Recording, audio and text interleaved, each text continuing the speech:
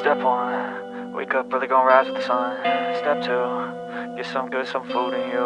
Step three, think real hard about what you wanna be. Step four, everybody just do your thing. Wake up, today's gonna be a good day. Wake up, today's gonna be a good day. Wake up, today's gonna be a good day.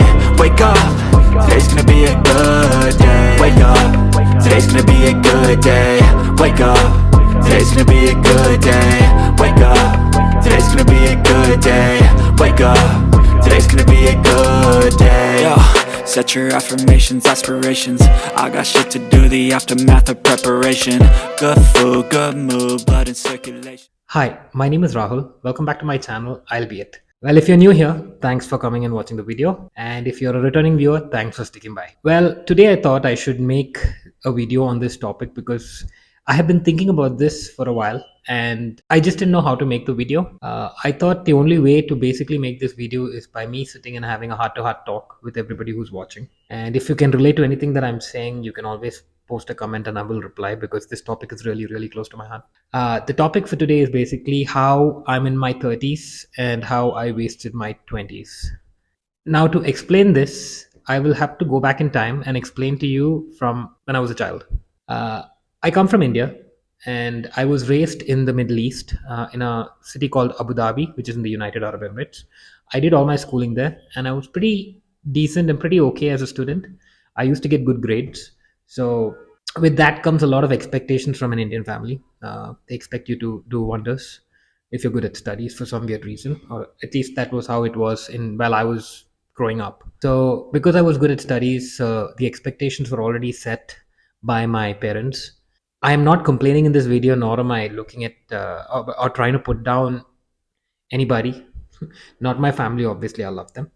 But what I'm trying to explain is the cultural and social norms of an Indian upbringing. Now, because I was good at studies, obviously, I felt the pressure from childhood. I was good with science, maths. I was decent at maths. I was good with science. I was just good at studying, period. No extracurricular activities, no sports. I was a complete dud when it came to any sort of physical activity or anything extracurricular, apart from being nerdy. No offense, but I'm just trying to say that. Now, the point I'm trying to make is that when I was growing up, because I was good at studies, their expectations was any child grown up in an Indian family can relate. Because if you take science, you're really good. If you don't take science, you're an average person. So I ended up taking science, thinking that I'd become an engineer. So first year into my college, I basically studied in Australia. So first year into my college, I realized that I was not really good with advanced math and physics, and I ended up taking mechanical engineering. And I knew these two subjects were very important to do engineering, and I realized I was not really good at it. So I decided to quit engineering and then take something in commerce.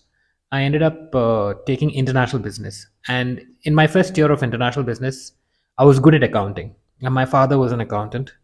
So obviously, the pressure came to me at that time saying that if you're good at accounting, why don't you do accounting?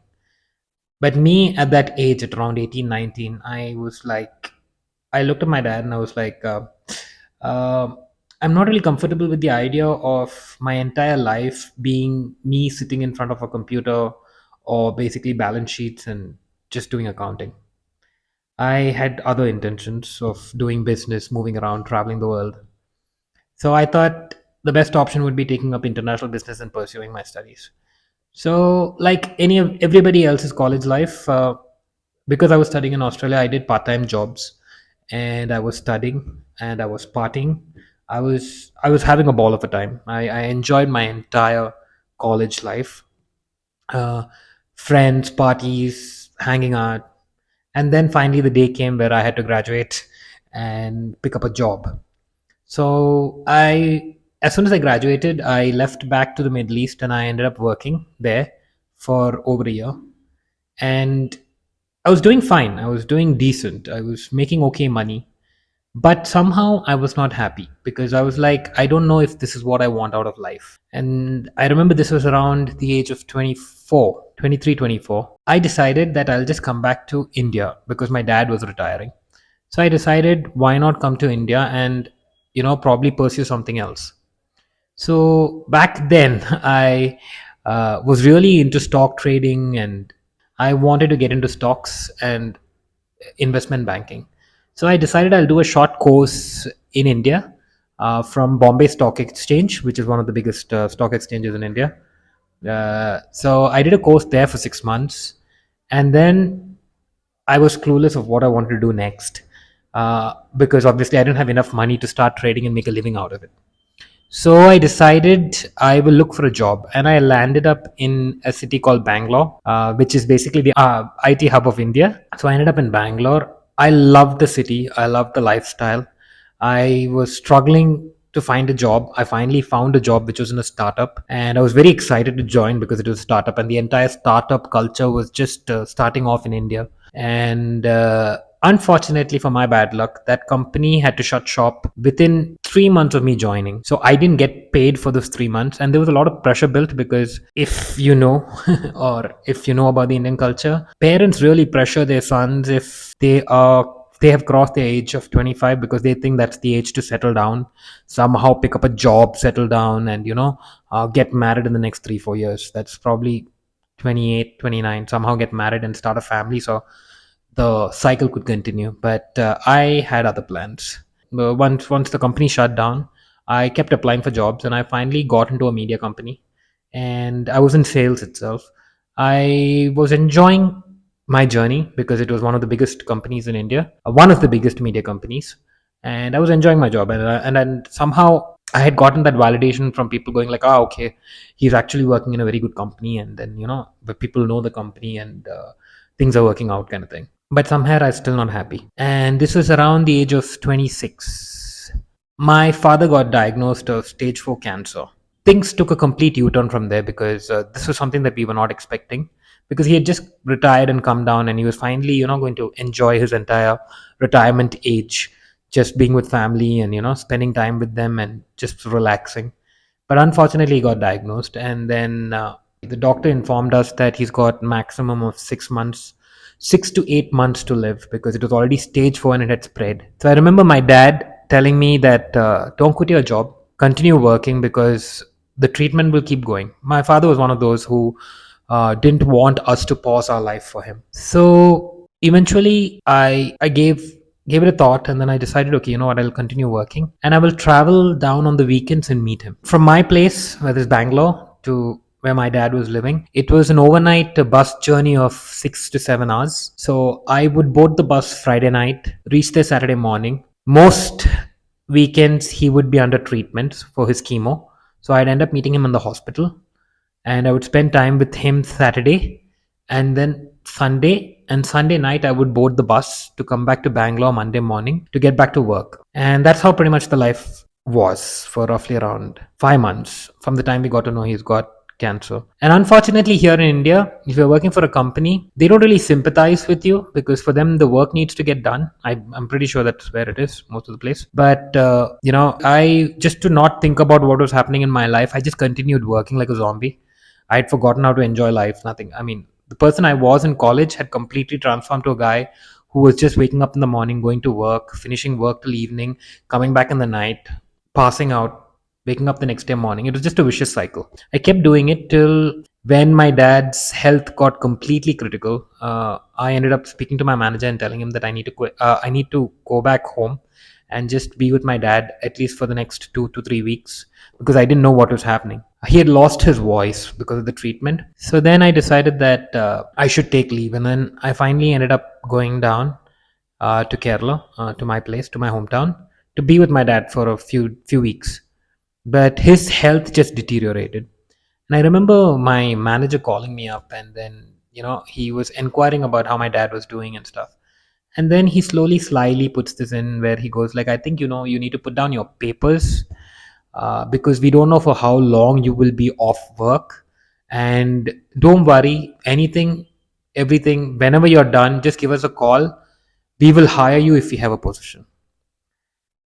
Now, I was completely shattered, because at one place I was listening to my dad and working for this company, and at the other place these guys were just not I didn't want sympathy. It was more of at least empathy, to understand somebody's situation.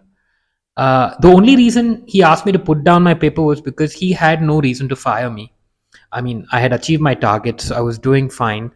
Everything was going according to plan. So they didn't have anything against me to fire me. The only reason he was asking me to quit is because the branch numbers were not being done. So he had the reason to say that we are short of staff. Now, when I thought about it, I was just disgusted with the kind of mentality companies have. And I finally decided that I will not quit. I probably will stick around no matter what because I'm not going to let go of this easily, right? But unfortunately, after this call happened, within 2 days, my dad passed away. So I had technically taken 3 weeks leave. I had only utilized 1 week. As soon as, I mean, as when my dad passed away, I stayed back for 2 more days to finish certain of the traditions that a son needs to carry forward. Uh, and as soon as that got over, I packed my bags and I left back to join work. And I continued working. I continued working for another year in that company till I got a better offer from another company. I continued working there, and then I obviously switched for a better pay and a better whatever. And as soon as I quit, I moved on to the next company, which was again a very good company, which was basically paying me, in my terms, would be a good amount of salary. And I was happy where I was, but somewhere I still felt like this is not what I want my life to be. So I worked in that company for another 2 years, the new company that is. And then I slowly decided that, I want to quit this and I want to do something of my own. I mean, I've gone to college, I've educated myself. I mean, I should be able to do something of my own, right? So I finally decided to quit that company. But here's where the catch is. So the minute I told my mom that I wanted to quit my job, she was completely against the idea because she was like, "What? Business is not a very good idea. You're going to burn your hands. It's going to be a lot of stress and it's going to be stressful. Don't do it. Don't do it." And it took me nearly 6 months to convince her. And I finally, after convincing her, I put down my papers. This was in the month of November, and I just turned 29. And as soon as I put down my paper, I finished turning 29, and then I was running behind registering my company. So I decided to start a small clothing line with just basic t-shirts. And I had no plans, I had no idea for a business. I thought I'll start off with t-shirts like a side hustle, and then grow from there. And I was completely engulfed in the entire process of starting the company. But unfortunately, in the month of December, I registered my company, and somewhere starting January, one family member in my family started falling ill. Not my close family, but my extended family, like my uncles and my aunts. And in our culture, in the Hindu culture, when a death happens, it's very inauspicious to do something new. So, which comes from a belief that my mother believes in, and she told me, no, put it on hold, don't do anything right now. Just wait for some time before you start this. So I said, okay. So eventually I was waiting. So three to 4 months of continuous unfortunate deaths happening in my family kind of took a toll on all of us. And I slowly, eventually started losing my drive of doing the entire thing. And then after that, what happened was, so this happened. So this entire episode of people passing away happened. I slowly registered my company. I found vendors who could. This is a painstaking process, which I started realizing only when I jumped into it. So you find your vendors. They take 2 to 3 weeks to send you samples. Then you're checking with other vendors. You're getting samples. You're not satisfied. Then you travel around India to find a vendor, and you finally find a vendor and you give them the order, and that takes another 3 to 4 months for them to dispatch. So this nearly took 1.5 years. This entire process took 1.5 years. I'm not giving excuses, but I was slowly starting to hit a rock bottom. By then, my 20s were already over. I was starting to hit a rock bottom with all the stress that I was in. My mom comes up with the idea of me getting married because I had turned 31, and that in the Indian culture is really late for a guy to get married. So I was completely pressured into getting married, but I wouldn't call it pressure as such because I already had my girlfriend back then, who is now my wife. I was already with her. We were dating for a while, and I was happy with how things were going. And I had obviously wanted to marry her, but I just felt that it was not the right time because my business had not started off, and I was put in a situation because of the factor of what society would say, because you're dating a girl for 5 years, why aren't you getting married? You're 31, her age is catching up. All those things were going on in the background, and I somehow started getting really, really worked up, and things started just not working out in my favor. I was completely stressed. I hit complete rock bottom. But yeah, I got married. That was one of the good things that happened. I did get married, but there was a lot of pressure already put on me, because not by anybody but by myself. I had pressured myself a lot, and then I finally ended up hitting rock bottom, complete rock bottom. This was in the year 2019, and I ended up going to a mental health specialist to basically talk it out, and he had diagnosed me of slight depression. He gave me medication. I took the medication for 2 months, and I was not really happy with it, because of the fact that I was like, uh, I didn't want an external source of chemical to make me feel better. I'd rather somehow make myself feel better. And I do have a history, family history of depression, which is basically a chemical deficiency which causes the serotonin levels in our body to drop. So my mom has it, I have it, few of my mom's side relative have it. So it's carried forward. So I know the science behind it. I know why I feel like shit when I feel like shit, because of a deficiency or because of this issue of a hormone not being produced. Now, I know the complete science behind it, but obviously, when you're in that situation, you have hit rock bottom, and there is nothing else you can think about. And I eventually stopped taking the medication. I thought I should, do everything else or whatever is in my control to make myself feel better. And then me and my wife, we ended up traveling with our friends in 2020, in the beginning of 2020, and we came back by March. So we traveled Feb end, we came back by March mid. That is exactly when things started changing.